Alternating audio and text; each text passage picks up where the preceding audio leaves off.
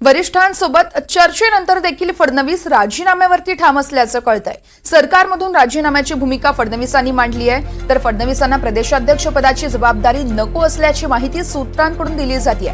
वरिष्ठांसोबत चर्चा केली आणि त्यानंतर देखील फडणवीस राजीनाम्यावर ठाम असल्याचे पाहायला मिळत आहे। वरिष्ठांसोबत चर्चा केली आहे, मात्र तरी देखील फडणवीस राजीनाम्यावरती ठाम आहेत। सरकारमधून राजीनाम्याची भूमिका फडणवीसांनी मांडली आहे। या संदर्भात पुन्हा एकदा थेट जाऊया। दिल्लीमध्ये आमचे प्रतिनिधी रौनक कुकडे आपल्यासोबत लाईव्ह जोडले जात आहेत। रौनक, आपण पाहतोय वरिष्ठांसोबत चर्चा होतीये, तरी देखील फडणवीस राजीनाम्यावरती ठाम असल्याचे पाहायला मिळत आहेत।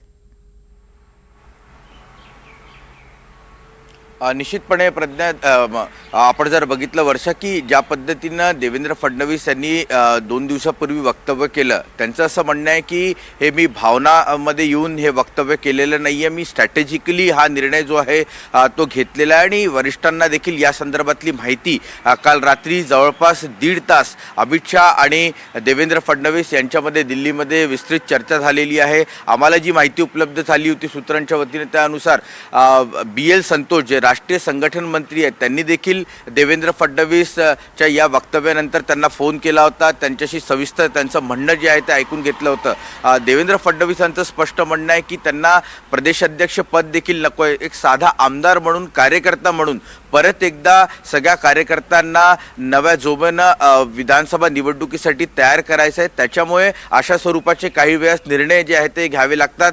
त्यांनी एक एक्झाम्पल देखील दिलं आहे की गोपीनाथ मुंडेंनी अशा स्वरूपाचं काम करून दाखवलं होतं आणि परत एकदा याच पद्धतीचं काम जे आहे ते आम्हाला करायचं आहे। त्यामुळे माझा हा निर्णय मी भावनामध्ये येऊन घेत नाही आहे, मला स्ट्रॅटेजिकली हा निर्णय घ्यायचा आहे आणि हे पटवून देण्यामध्ये ते यशस्वी झाले आहे का हे बघणं महत्त्वाचं ठरणार आहे। कारण त्यांची पंतप्रधान नरेंद्र मोदी यांच्यासोबत काही भेट होऊ शकलेली नाही आणि जी माहिती उपलब्ध होते की नरेंद्र मोदींचा शपथविधी सोहळा झाल्यानंतर अशा स्वरूपाची जी भेट आहे देवेंद्र फडणवीस, अमित शाह आणि पंतप्रधान मोदी यांच्यामध्ये होण्याची शक्यता आहे। त्यामुळे त्या बैठकीदरम्यान काय होतं हे बघणं महत्त्वाचं ठरणार आहे।